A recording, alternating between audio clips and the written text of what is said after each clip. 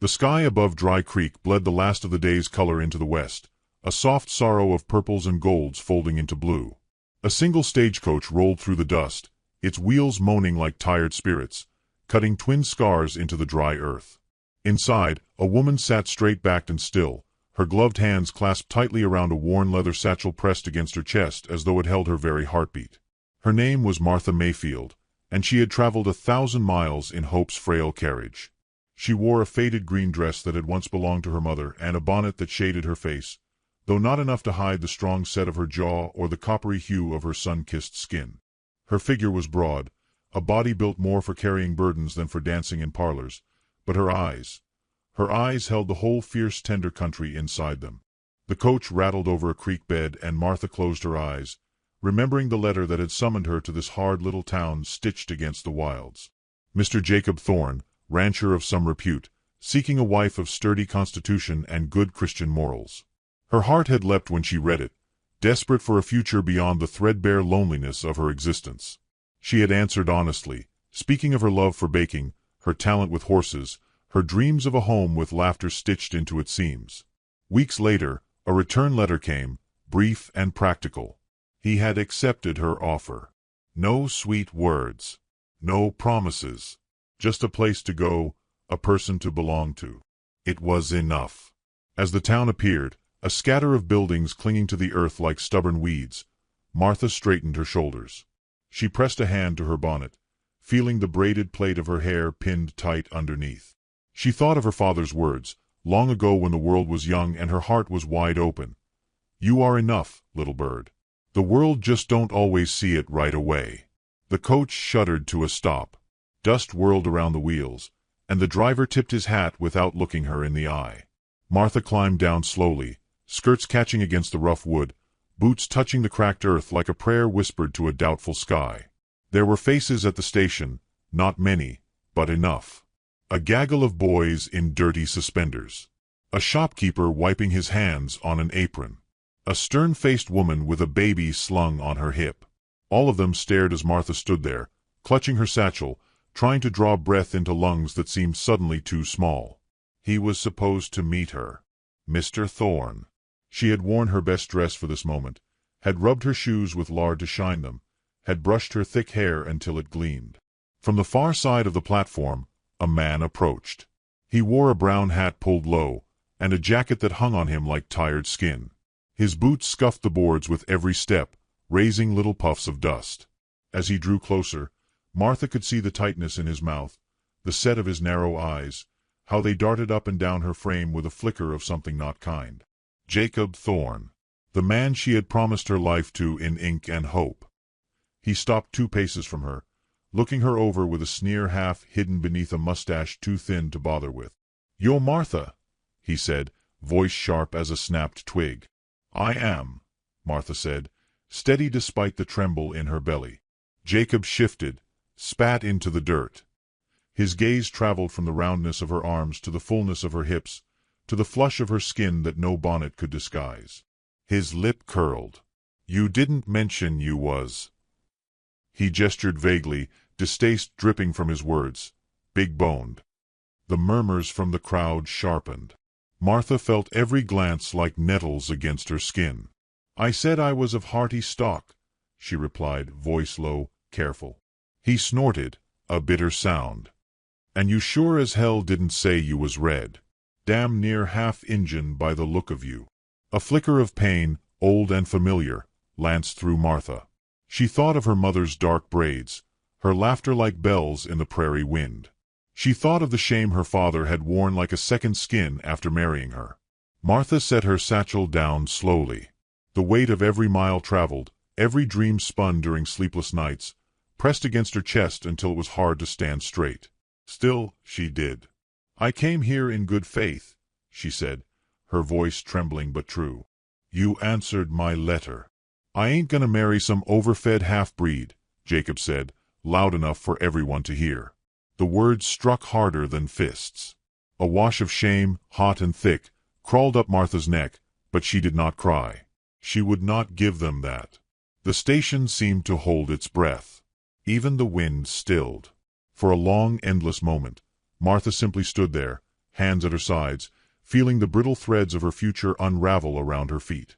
Then she bent, picked up her satchel, and without a word, turned away. The crowd parted like water around a stone as she walked.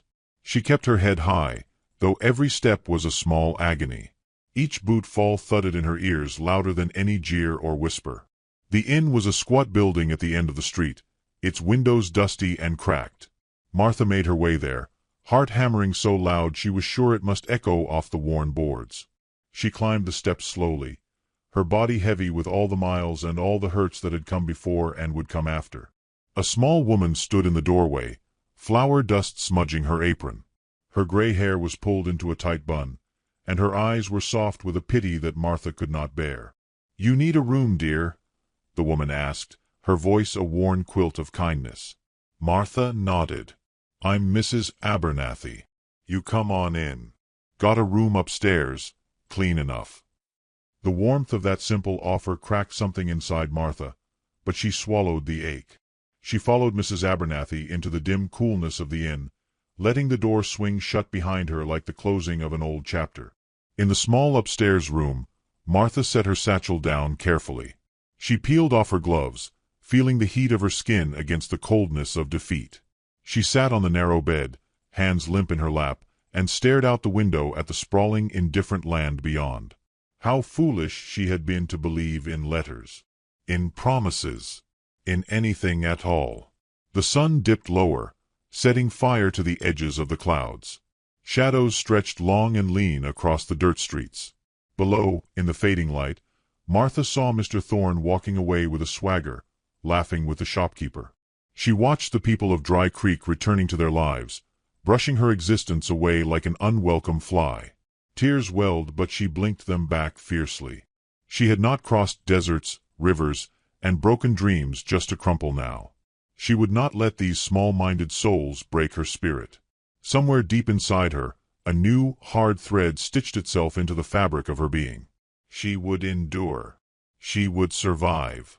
And one day, somehow, she would thrive. Outside, the last of the light died, and night swept over the town like a weary sigh. Martha lit the single oil lamp by the bed. The flame sputtered, caught, and burned steady, casting long shadows against the walls. She sat back against the pillows, staring into the soft golden glow, and thought, tomorrow is another day. And so am I. Far across town, unnoticed by her yet, another pair of eyes had watched the stage arrive. Eyes that saw not shame or flaw, but strength. Not burden, but beauty. But that was another story, waiting just beyond the next sunrise. Morning broke soft and slow over Dry Creek, the sky the color of worn linen, pale and stretched thin by the coming heat. Martha Mayfield sat by the window of the small inn room, watching the day stir itself into being. Down below, the townsfolk moved like ants in the dust, purposeful and small. Wagons creaked past. A dog barked once, sharp and lonely. Her hands rested on the worn wood of the windowsill, nails bitten short, knuckles pale from the tension she did not let show. She had not slept much. Dreams had come and gone like restless ghosts, each one leaving a hollow ache in its wake. Still, the sun rose, and so did she. Downstairs, Mrs. Abernathy greeted her with a smile stitched from duty and kindness both. A plate of eggs and a heel of bread waited on the table. Martha ate mechanically, the food turning to clay in her mouth. When she finished, she dusted her skirts and stepped out into the morning, head held high. There was no place else to go but forward. The streets of Dry Creek felt sharper today, as if the dust itself carried whispers. Eyes lingered longer than courtesy allowed. Murmured words drifted behind her like smoke, too low to catch, but heavy enough to feel. Martha walked with even steps, refusing to hurry, refusing to hide. She needed to speak to Jacob Thorne. Not to plead, not to beg, simply to finish what had begun. She found him outside the feed store, boot propped against a barrel, toothpick dancing between his teeth. A few men stood nearby, laughing too loud, glancing too often her way. Jacob's face tightened when he saw her approach, as if her mere presence was an offense. "Mr. Thorne," she said, voice calm, though her heart knocked against her ribs like a trapped bird. He pushed off the barrel lazily, squinting at her under the brim of his battered hat. "Come to make a scene," he drawled. "No," Martha said. "Only to understand." Jacob laughed, a mean hollow sound that bounced off the sun-baked walls. His companion smirked but said nothing. "Understand what, girl? I ain't marrying you. That's plain." Martha kept her gaze steady, though her throat burned with unshed fury. "You sent for me," she said. "You agreed." He spat into the dirt, shrugged. "Didn't know what I was getting. Thought I was getting a real woman, not—" He let the sentence hang in the air, poisonous and unfinished. The men chuckled under their breath. Martha stood very still, the way one might stand before a striking snake, refusing to flinch. "You ain't what a man wants on his arm," Jacob continued, voice loud enough to carry. "You're big enough to plow fields with your own 2 hands. And that skin," he sneered openly now. "Folk'll think I married a squaw." The words hit harder than fists. For one long, raw moment, Martha wanted to shrink, to vanish into the cracked earth beneath her boots. But pride rose up like wildfire, fierce and hungry. She took a slow breath. The air tasted of dust and bitterness. "I am not ashamed of who I am," she said, each word shaped carefully, like a knife sharpened on stone. "And one day you'll wish you had been half the man you pretend to be." A ripple of silence spread through the street. Jacob opened his mouth to retort but found no words. Martha turned on her heel, skirts swirling around her legs, and walked away without looking back. Behind her, laughter faltered. Whispers died on tongues. The morning sun bore witness, casting long shadows behind her as she made her way down the street. At the far end of town, Martha paused, gathering herself. Her legs shook from the effort of holding everything in, the humiliation, the rage, the sorrow, but she would not fall. Not where they could see. Instead, she made her way to the small church perched atop a low hill. Its white paint peeled like sunburned skin, and the bell above the door leaned precariously in its frame. Inside, the air was cool and still, heavy with the scent of old wood and dust and faded hope. She knelt at the front, not to pray, not yet, but simply to breathe. Footsteps approached softly. Martha lifted her head to see Reverend Holt standing there, his black coat buttoned to the throat despite the heat, his hands folded solemnly in front of him. "You are welcome here," he said, voice gentle but distant. Martha nodded, words thick in her throat. Reverend Holt hesitated, then added, almost apologetically, "Dry Creek is a small place. Folks can be unkind to what they don't understand." "I don't need their understanding," Martha said quietly. "Only their distance." A shadow crossed the Reverend's face, but he said no more, simply inclining his head before retreating into the deeper gloom of the church. Martha sat for a long while, the silence a balm and a burden both. She thought of her mother, who had taught her to braid hair and ride bareback before teaching her letters. She thought of her father, who had worn shame on his face whenever they went into town. She thought of the endless road that had led her here, a road paved with hope and longing and stubbornness. She would not turn back now. That evening, Martha returned to the inn. Mrs. Abernathy greeted her with a fresh pot of coffee and a plate of stew so fragrant it made Martha's stomach clench with hunger despite everything. The old woman said nothing of what had happened. She only pressed a hand lightly to Martha's shoulder as she passed, a small, fierce kindness that nearly undid her. After supper, Martha sat in the rocking chair by the fire, sewing a tear in her only good dress. The lamplight flickered, throwing shadows across the room. Her fingers moved steadily, threading needle through cloth, pulling each stitch tight as if sewing her heart back together, piece by stubborn piece.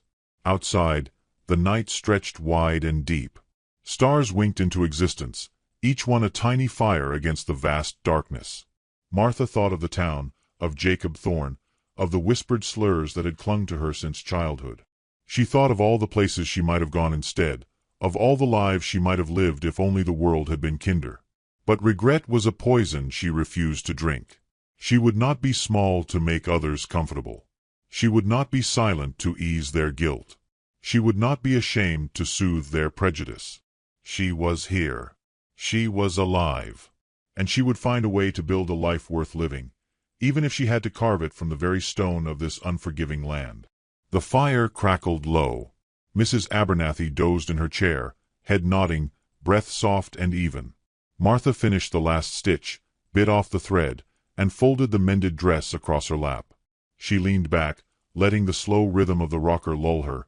The creak and groan of old would a kind of lullaby.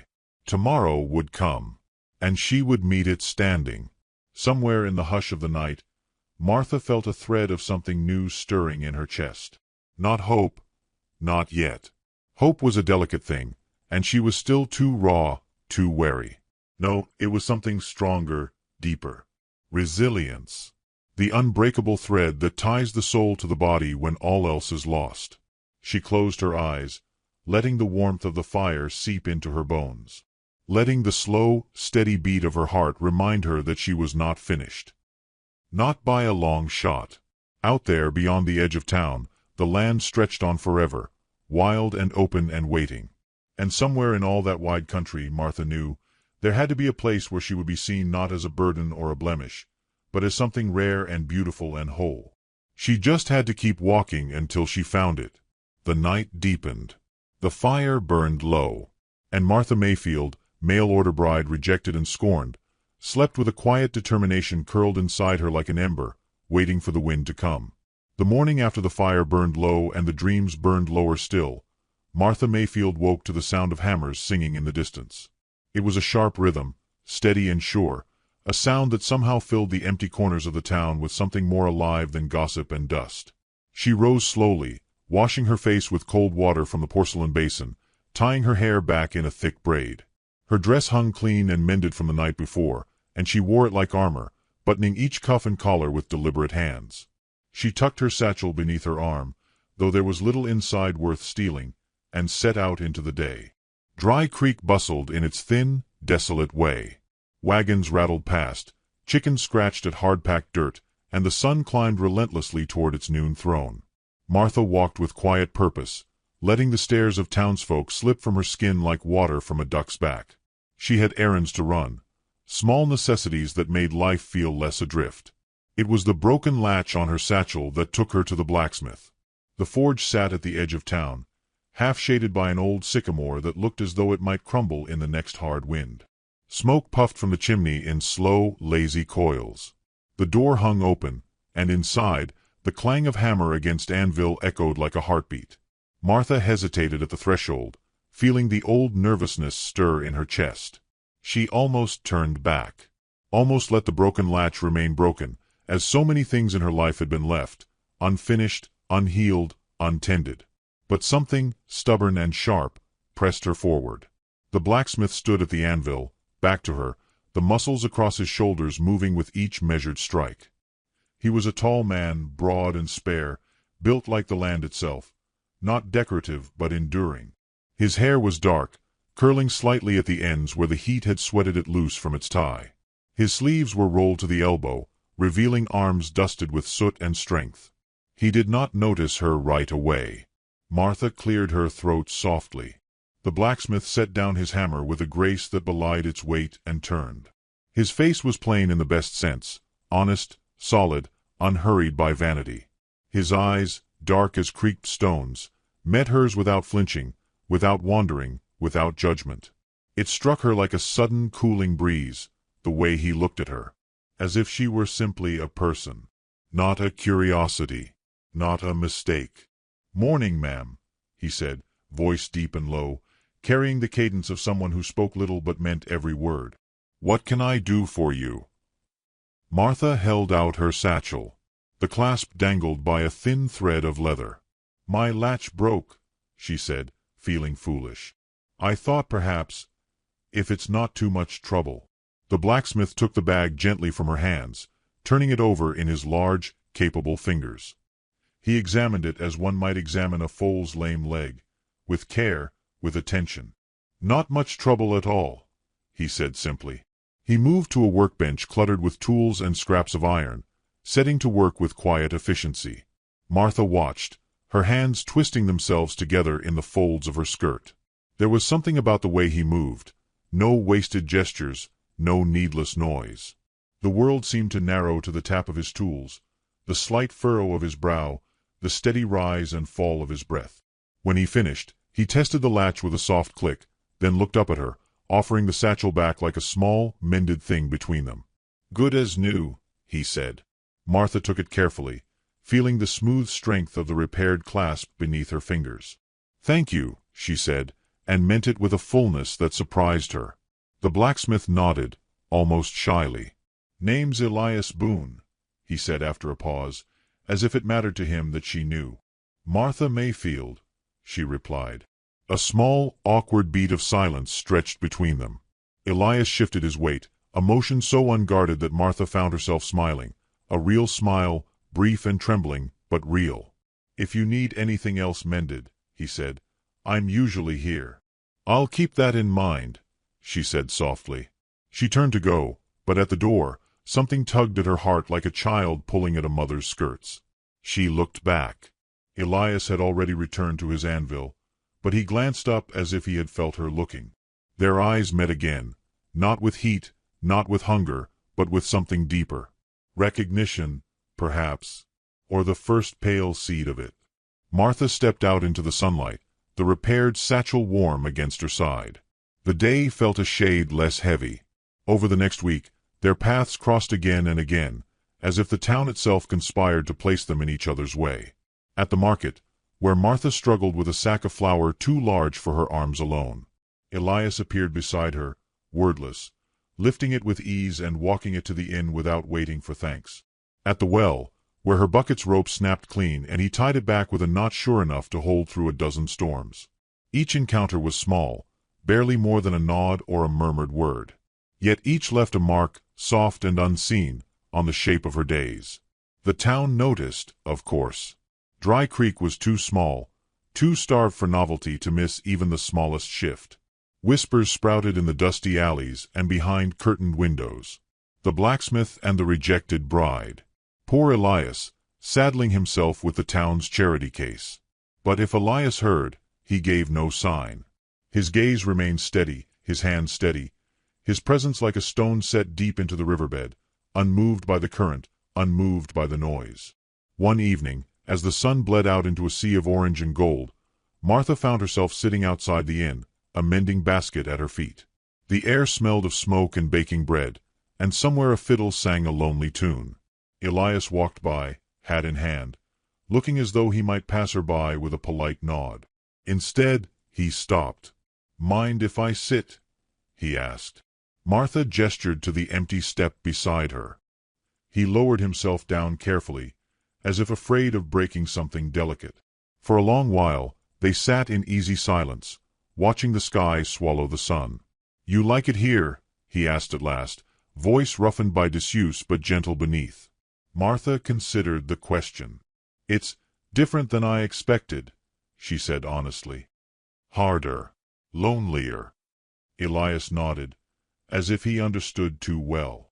"Hard places can make strong things," he said. Martha turned to look at him, studying the lines of his face, the way the fading light touched the worn softness around his eyes. "Or break them," she said quietly. "Maybe both," he said, and there was no sadness in it, only truth. She found herself smiling again, that rare, shy thing. They sat until the stars kindled themselves into being, one after another, until the sky was a field of silver fire. When Elias stood, he touched the brim of his hat in a gesture so old-fashioned and sincere it nearly unraveled her. "Good night, Miss Mayfield." "Good night, Mr. Boone." As he walked away, Martha felt the first faint stirring of something she had thought long dead. Not love, not yet, but trust. A tiny, stubborn root digging itself into the cracked soil of her heart. The next morning, she would find a small package left at the inn's door, a loaf of bread, still warm, and a jar of peach preserves. No note. No need for one. Kindness spoke in actions here, not words. And as Martha closed her hand around the simple gift, she realized she was no longer merely surviving. She was beginning, piece by careful piece, to live. The days wore on with the steady, grinding rhythm of a wagon wheel over stone. Martha Mayfield found herself stitched into the quiet pattern of Dry Creek life, her days filled with small labors and smaller triumphs. Yet beneath the surface, tension simmered like a pot left too long over flame. The townsfolk had never been good at minding their own affairs. Whispers bred like flies in the heat, buzzing from ear to ear until the very air seemed thick with them. It was not enough that Martha had been rejected publicly. Now every kindness shown to her became another thing for tongues to gnaw at. Elias Boone had become a subject of those whispers. At first, it was mild curiosity. A glance here, a raised brow there. But as the weeks drew on, and as Elias continued to offer quiet support, fixing her broken porch step without being asked, leaving small bundles of firewood at her door, the murmurs grew sharper, meaner. Poor Elias, taking pity on the fat squaw. He'll ruin his good name. She'll bleed him dry. Martha heard the words, carried to her by chance snatches of conversation, by the stiffening of shoulders when she entered a room, by the heavy silence that followed her like a second shadow. She bore it as she had always borne cruelty, with a brittle sort of grace, but something inside her began to fray at the edges. It wasn't pity she wanted. It wasn't obligation. She wanted to be chosen. Freely. Fiercely. Each kindness Elias offered, though tender and genuine, became harder for Martha to accept. Doubts, old as her bones, woke from their restless slumber and whispered ugly truths into her ear. He is only sorry for you. He could have anyone. Why would he choose you? She tried to keep her distance, to pull herself back before the hope blooming in her chest grew too wild, too reckless. Yet even in this, Elias was steady. He did not push, did not demand, did not expect. He was simply there, a quiet, unshakable presence in a world that had never stopped trying to shove her aside. One afternoon, as summer pressed heavy against the town like a hand over its mouth, Martha found herself standing at the well, drawing water with slow, mechanical motions.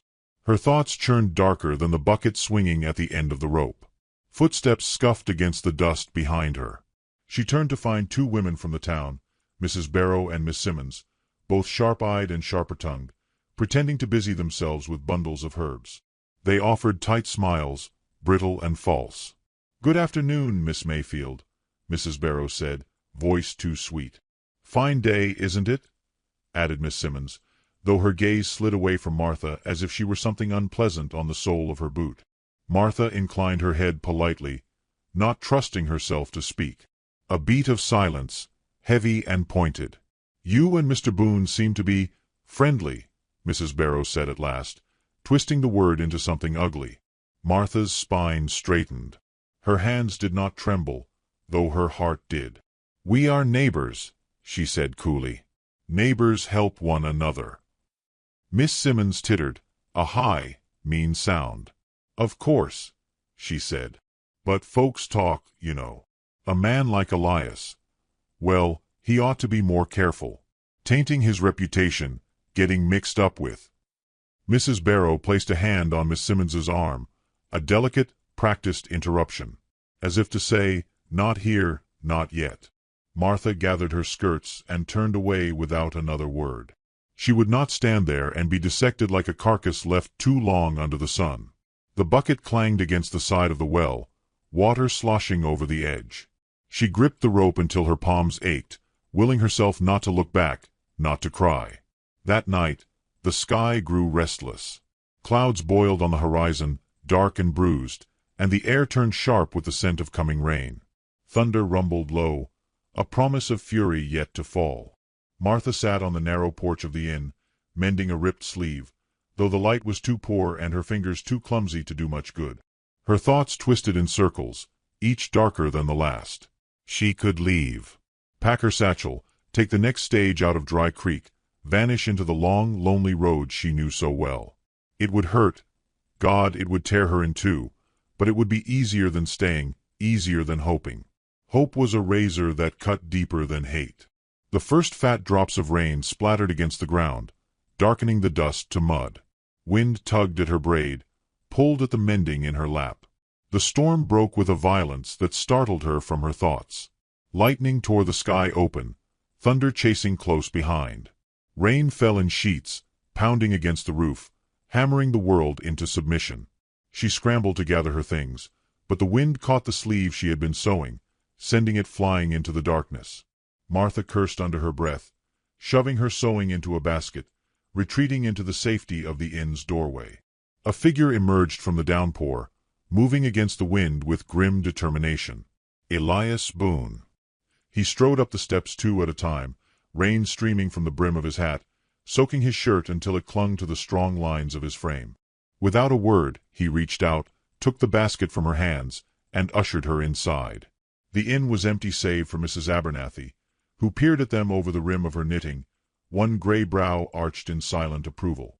Martha stood dripping in the entryway, heart pounding in her ears louder than the storm. "You can't be out in this," she said, more accusation than gratitude. Elias set the basket down carefully, his hands lingering for a moment longer than necessary. "You shouldn't be alone in a storm like this," he said simply. The room felt too small, the air too thick. "You don't have to look after me," she said, the words slipping out sharp and raw. "I'm not your burden." Elias's brow furrowed, a frown of confusion and something deeper, hurt, maybe. "I don't see you that way," he said. "Then how do you see me?" she asked, voice low, trembling. The storm howled against the windows. Thunder shook the floor beneath their feet. Elias stepped closer, slow and deliberate, as if giving her every chance to retreat. "I see a woman who deserves more than this town's small minds," he said. "More than the lies they tell. More than she's been given." Martha's throat tightened painfully. "Why?" she whispered. "Why me?" Elias looked at her as if the question itself was a wound he could not heal. "Because you're strong," he said. "Because you're kind. Because you don't hide from who you are, even when it would be easier." He lifted a hand, hesitated, then gently brushed a strand of wet hair from her cheek. "Because when you smile," he said, so softly she almost didn't hear it, "it feels like the sun rising." Tears welled in Martha's eyes, hot and helpless. No one had ever spoken to her like that. Not her father, who had loved her with apologies tucked into every embrace. Not the boys back home, who had wanted her in secret but scorned her in daylight. Not Jacob Thorne, who had weighed her worth against the narrow measure of his own vanity and found her lacking. Only Elias. Only this quiet, steady man who asked for nothing but gave everything. The storm raged on outside, but inside, the world narrowed to the space between them. Martha closed the distance, resting her forehead against his chest. His arms came around her without hesitation, strong and sure, anchoring her against the rising tide of doubt. They stood that way for a long time, two souls battered but unbroken, sheltering each other against a world too often cruel. When the rain finally slowed to a gentle patter, when the thunder rolled away into the distant hills, Martha lifted her head. Elias's eyes met hers, full of something fierce and tender. "You're not alone, Martha Mayfield," he said. "Not anymore." The words settled into her heart like seeds into fertile ground.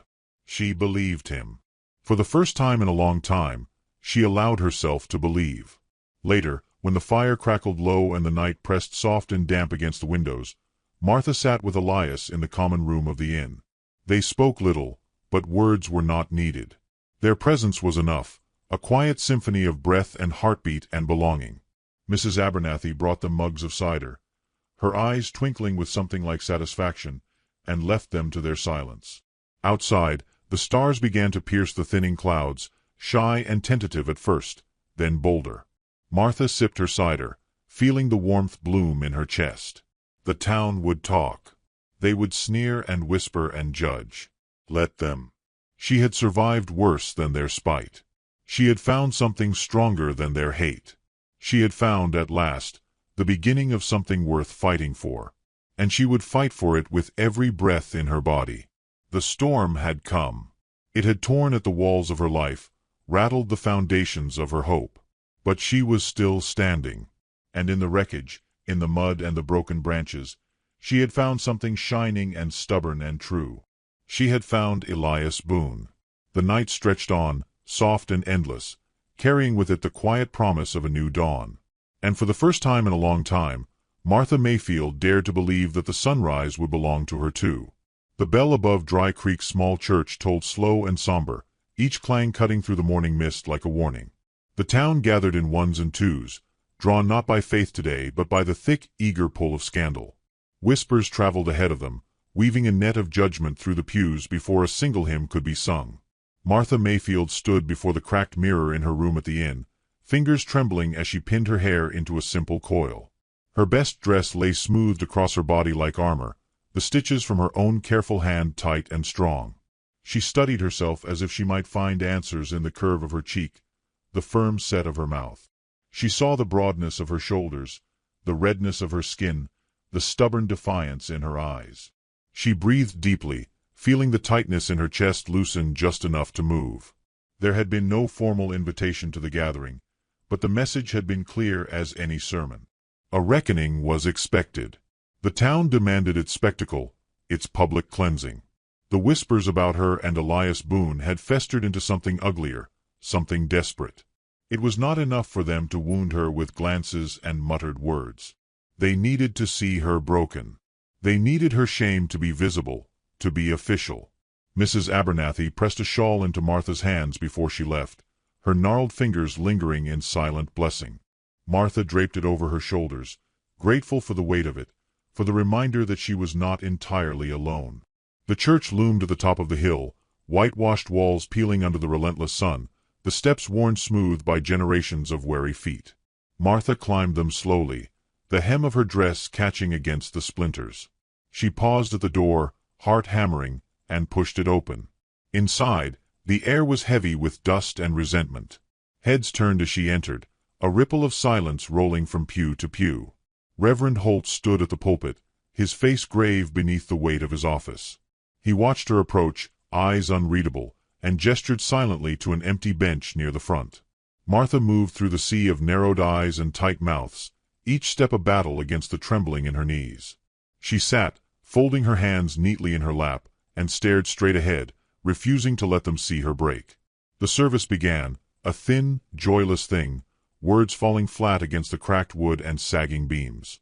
Hymns were sung half-heartedly, prayers mumbled without conviction. It was not worship that filled the church that day, but something colder, more calculating. When the last amen faded into uncomfortable silence, Reverend Holt cleared his throat and stepped forward. "There are matters," he began, voice dry and brittle, "that weigh heavy upon the heart of this community." Murmurs of agreement slithered through the pews. "We are a people who believe in decency, in propriety," he continued, eyes flickering toward Martha without directly meeting hers. "And when the actions of individuals threaten the moral fabric of our town, it is our duty to address them." Martha sat very still, feeling the heat of every gaze burn against her skin. "Elias Boone," Reverend Holt said, voice tightening, "has engaged in conduct unbecoming of a Christian gentleman. In his dealings with Miss Martha Mayfield." The door swung open with a force that rattled the windows. Elias Boone stood in the doorway, the morning light framing him like a halo, though there was nothing saintly about the way he held himself. His hat was in his hand, his hair damp from the walk, his shirt clinging to the broad lines of his shoulders. His face was carved from stone, his dark eyes burning with a fire that sent a shiver down the spines of those who dared meet them. The Reverend faltered. Elias moved forward, slow and deliberate, his boots thudding against the floorboards like a drumbeat. He stopped beside Martha, reaching out without hesitation. His hand found hers, rough and sure, and Martha felt the world tilt around that single point of contact. Elias turned to face the congregation, his voice steady and deep. "I will not stand by while you slander the woman I love." Gasps rippled through the church. Mrs. Barrow clutched her husband's arm. Miss Simmons pressed a hand to her mouth as if to trap her own surprise. Elias's grip on Martha's hand tightened, a silent promise. "I see her," he said, his voice growing stronger with each word. "Not through your eyes, clouded by hate and fear, but through my own. I see her strength, her kindness, her courage. I see her beauty, not in spite of what you scorn, but because of it."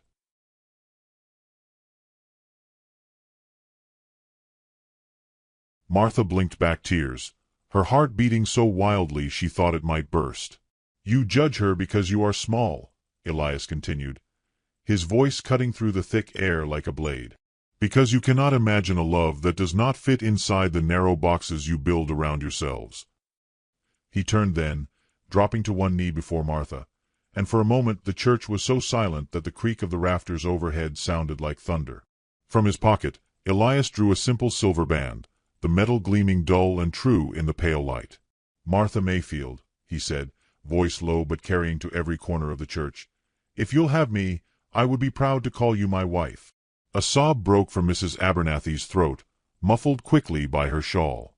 Martha stared at Elias, at the man kneeling before her, at the courage and tenderness written into every line of his face. She saw not a savior, not a rescuer, but a partner, an equal, someone who had chosen her not out of pity or duty but out of a deep, unwavering love. Her heart swelled until it was too big for her chest. She slid her hand into his, her voice steady as she said, "Yes." The church exploded into noise, some gasping, some murmuring, a few rising angrily to their feet.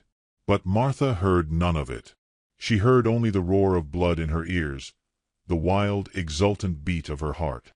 Elias rose, slipping the ring onto her finger with a gentleness that stole the last breath from her lungs. His thumb brushed over her knuckles, anchoring her to the moment. They turned to face the congregation together. "If any man or woman here thinks to speak against us," Elias said, voice as hard as iron, "let them do so to my face." No one spoke. Not Reverend Holt, whose mouth worked soundlessly. Not Mrs. Barrow, who sat rigid as stone. Not Miss Simmons, who stared wide-eyed at the defiance standing so boldly before her. Slowly, like the turning of a tide, heads bowed, eyes dropped. The strength of their judgment crumbled under the weight of something stronger, the undeniable truth of what stood before them.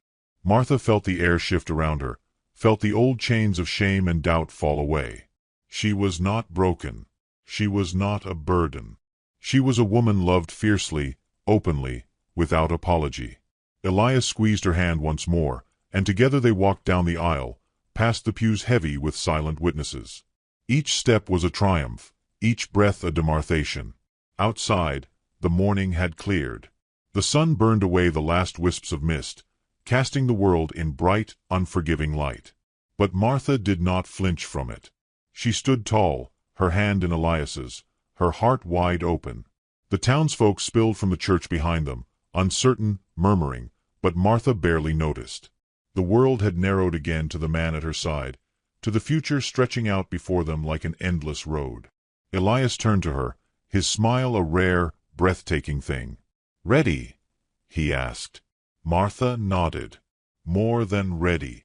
They walked through the town together, heads held high, leaving behind the smallness and bitterness of Dry Creek's judgment. They walked toward something new, something vast and bright and waiting. At the edge of town, Elias paused, pulling Martha gently into his arms. "You're not what they say," he murmured against her hair. "You never were." "And you," Martha whispered back, "are more than I ever dared hope for." They stood there, wrapped in each other, as the town behind them faded into memory. Love had found them, not loud and easy, but fierce and true, carved from trial and tempered by fire. It would not be easy. The world would still press against them, still try to wedge itself between their joined hands. But Martha knew now what she had only half believed before. They were strong enough. Together, they would weather every storm.